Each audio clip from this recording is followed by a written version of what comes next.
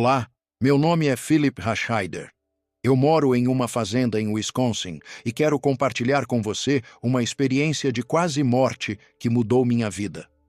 Tudo começou numa manhã de início de outubro, por volta das 11 horas. Era um dia como qualquer outro. Saí para checar o gado de corte, como sempre fazia. Nunca tive problema com isso. Eu podia caminhar entre eles, acariciar, conversar. Eles sempre foram calmos comigo. Mas naquela manhã, algo estava diferente. Quando me aproximei, estava a uns 90 metros de distância e vi que todos os animais estavam deitados na grama. De repente, uma das vacas se levantou bruscamente e ficou parada, me encarando. As orelhas em pé, atenta. E então, sem aviso, ela saiu correndo pelo campo. Correu cerca de 180 metros, parou, virou-se e continuou me olhando fixamente. Isso chamou a atenção do resto do rebanho. Quem conhece animais sabe como eles reagem em grupo. Um a um, todos se levantaram, olharam para mim e correram também, seguindo a primeira vaca até o outro lado do campo. E então ficaram ali, todos parados, me observando à distância, como se tivessem visto um fantasma. Foi estranho, muito estranho. Mas como estava tudo aparentemente em ordem, voltei para casa. Meu plano para o resto do dia era simples. Tinha um horário marcado para trocar os pneus do carro na vila próxima, que fica a uns 20 quilômetros daqui.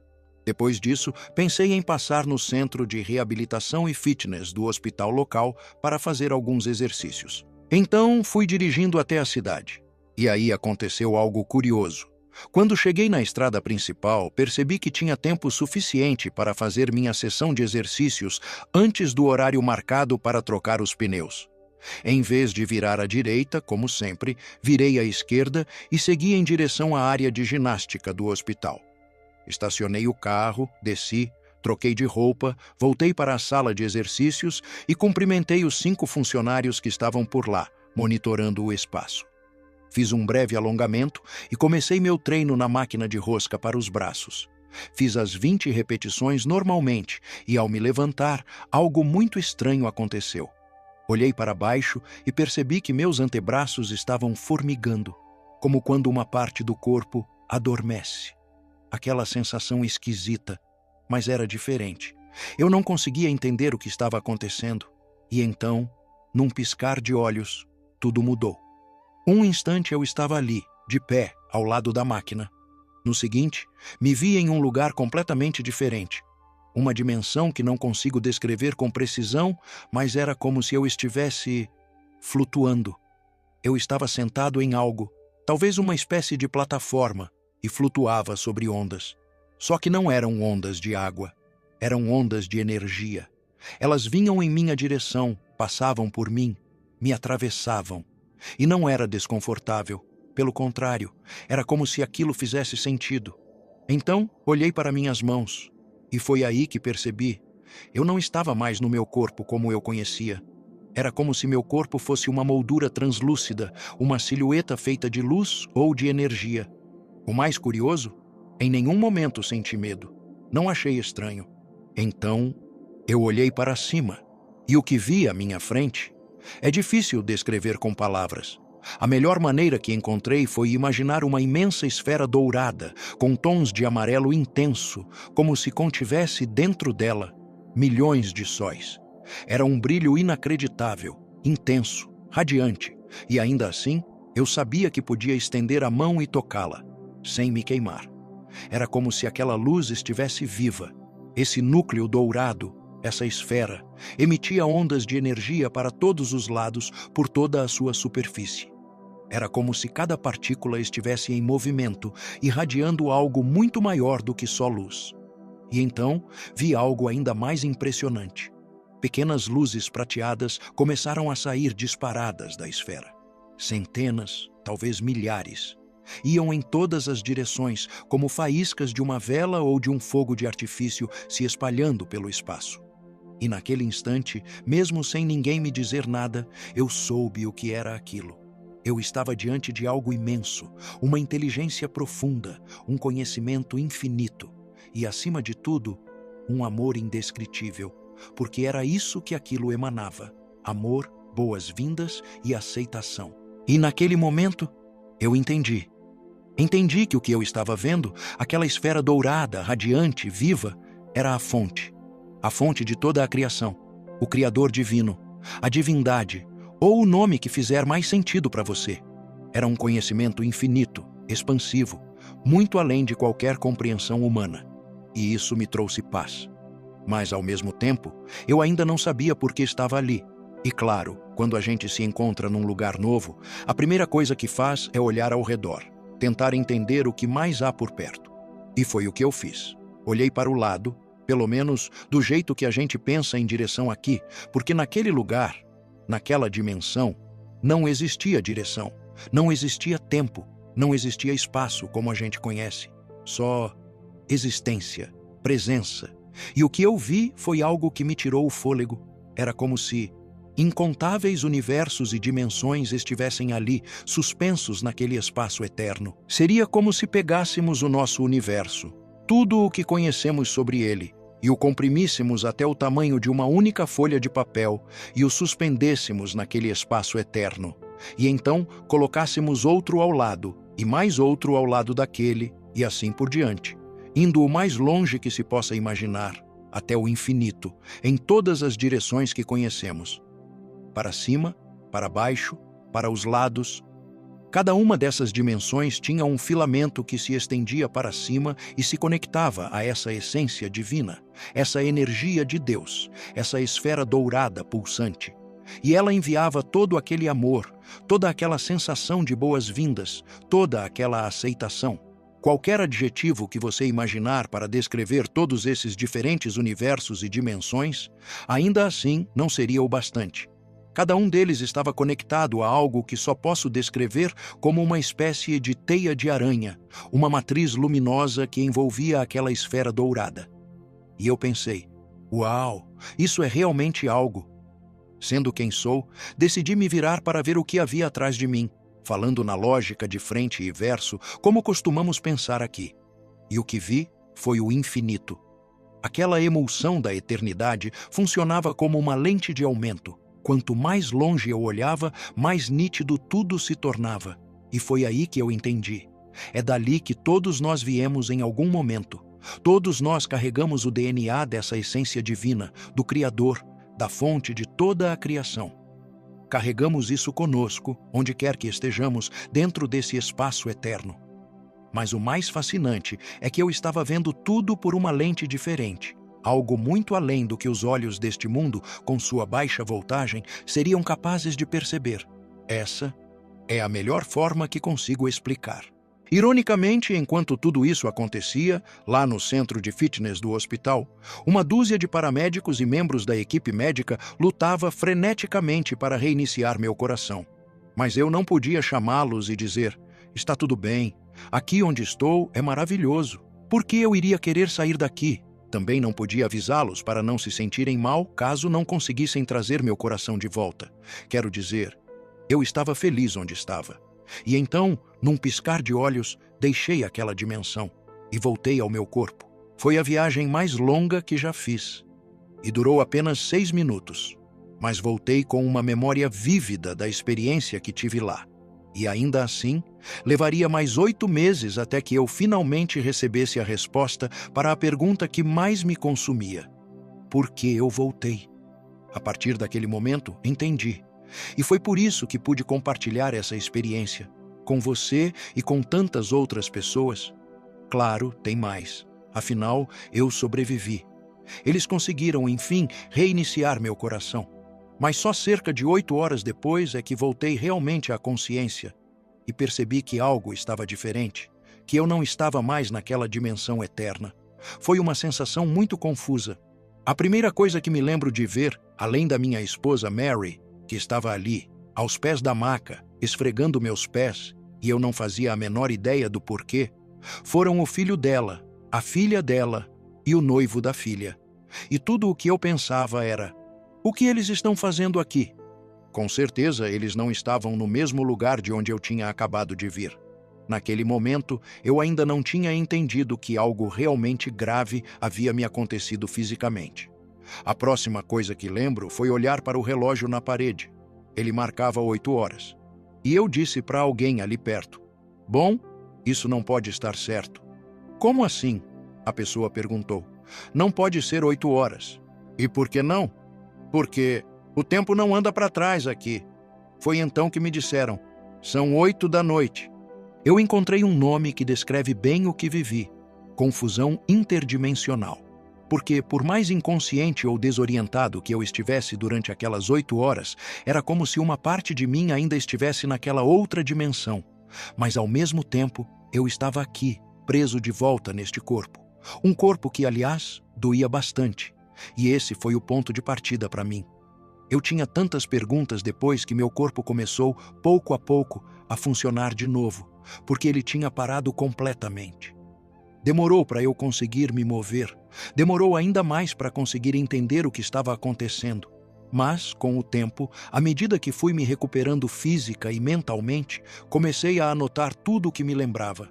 Comecei a escrever, em silêncio. Não contei a ninguém no início.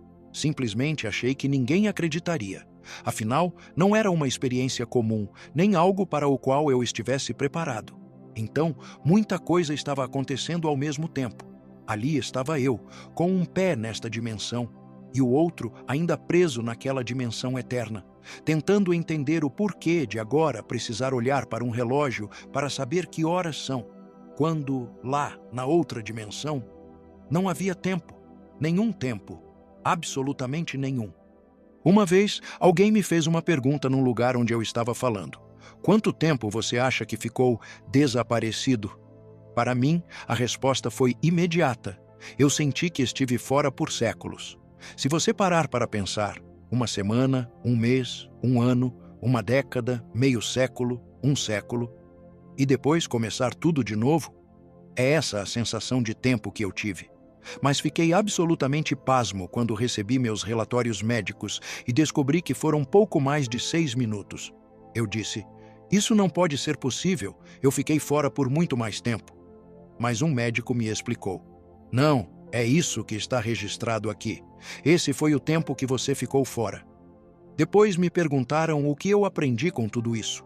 E são várias coisas, em áreas diferentes. Uma delas é que nossos corpos são realmente mais do que a soma das suas partes. Quando eu estava ao lado daquela máquina de exercícios para os braços, eu tinha todas as partes do corpo: 2 braços, 2 pernas, cabeça, 2 olhos, 2 ouvidos, coração, rins, tudo igual. Quando estava deitado no chão, sem vida, tinha as mesmas partes do corpo. Mas havia uma coisa que faltava: aquela centelha individual, aquela essência interior de mim mesmo, minha alma, se quiser chamar assim, que tinha ido embora. Essa era a parte de mim que estava naquela outra dimensão. E quando finalmente conseguiram reiniciar meu coração, porque o corpo também é um sistema de memória, o cérebro, enquanto tiver oxigênio suficiente, sabe que precisa mandar o coração continuar batendo. Então, quando finalmente conseguiram reiniciar meu coração, eu tive que voltar. Sei que podemos viajar no tempo, atravessar o espaço, porque eu fiz isso. Se outra pessoa me contasse essa história, talvez eu não acreditasse. Mas, tendo vivido essa experiência, sei que é possível. Uma das perguntas que me fizeram foi: "Por que você voltou? O que recebeu?" Isso só veio a ficar claro cerca de 8 meses depois do meu segundo colapso. Esse segundo colapso, aliás, foi causado pelos medicamentos que me deram depois que saí do hospital da primeira vez. Preciso dizer que meu coração não sofreu nenhum dano. Mesmo depois de todas aquelas compressões no peito e choques elétricos, estava tudo bem. Os médicos não conseguiam entender como isso aconteceu. Disseram que eu tive sorte. Mas eu sabia que tinha que haver algo além da sorte envolvido. Minha resposta para o motivo de meu colapso ter acontecido justamente na área de ginástica do hospital, com toda aquela ajuda disponível, em vez de 1 hora antes, no meio da noite, lá no nosso pasto, é a seguinte: eu não me lembrava de nada disso, mas na manhã seguinte, quando desci para o café, me joguei na cadeira porque os remédios estavam me deixando muito sonolento e eu tinha problemas de equilíbrio por causa disso. A Mary estava do outro lado da mesa, com um caderno na mão, e me perguntou: Quer ouvir o que você disse na noite passada? Eu respondi que não lembrava de ter falado nada e ela falou: Ah, sim, você disse. Então, ela me contou que eu havia me sentado na cama e começado a murmurar para mim mesmo. Ela não fazia ideia do que eu estava falando, mas pegou seu bloco de notas e uma caneta, achando que poderia surgir algo importante que eu precisava saber. De repente, parei de murmurar, comecei a balançar a cabeça de um lado para o outro e repetia: Eu não acredito, eu não acredito, eu não acredito. Ela perguntou: O que você não acredita? Eu falei em voz alta o motivo pelo qual eu tinha voltado. Ela perguntou: Por que você voltou?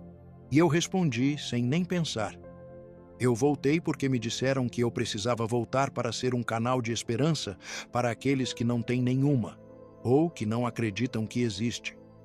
E houve um silêncio. Então eu perguntei: Ok, e o que aconteceu depois? Ela respondeu: Nada, você se deitou de novo e voltou a dormir. Eu não lembro de nada disso, mas sou muito grato por ela ter anotado tudo, porque essa foi a resposta que eu procurava há 8 meses para finalmente entender por que eu voltei. Se eu tivesse desmaiado lá no campo, ninguém saberia.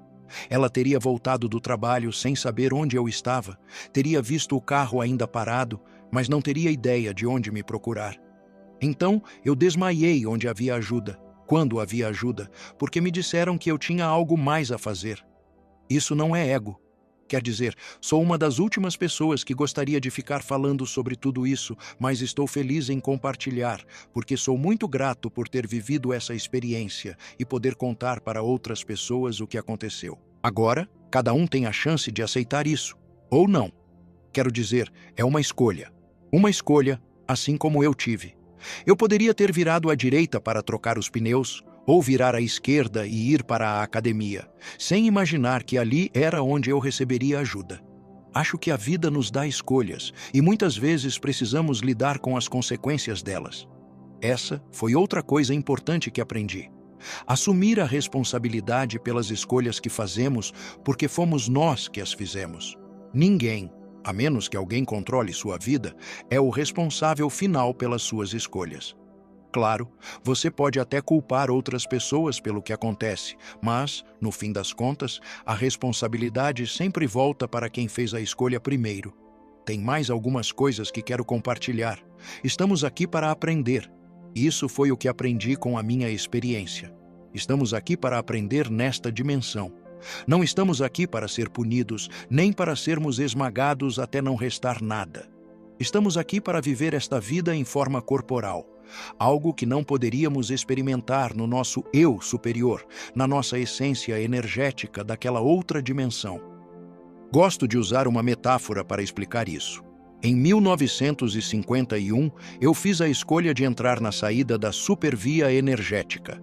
Essa saída que me trouxe para esta dimensão inferior, uma dimensão energética mais densa. Nasci com meus pais, fui criado por eles e agora já vivi cerca de 73 anos aqui. Quando o combustível do meu corpo se esgotar, e isso vai acontecer, eu finalmente o deixarei para trás, mas vou voltar para a saída da supervia energética. De lá, seguirei para uma nova experiência, em algum outro lugar. Porque eu sempre existirei, só que não mais nesta forma física, mas naquela forma que realmente importa. A essência eterna, energética, aquele DNA do Criador, a essência divina que mencionei antes. É assim que continuaremos a existir até que possamos nos incorporar em outra dimensão, em algum outro lugar, em todas aquelas que eu vi. E então faremos algo diferente.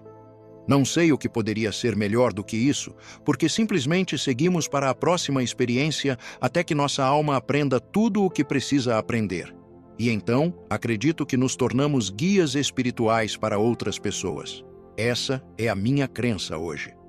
Cada um pode acreditar no que quiser, mas pelo que eu vivi, essa é a evolução que faz mais sentido para mim.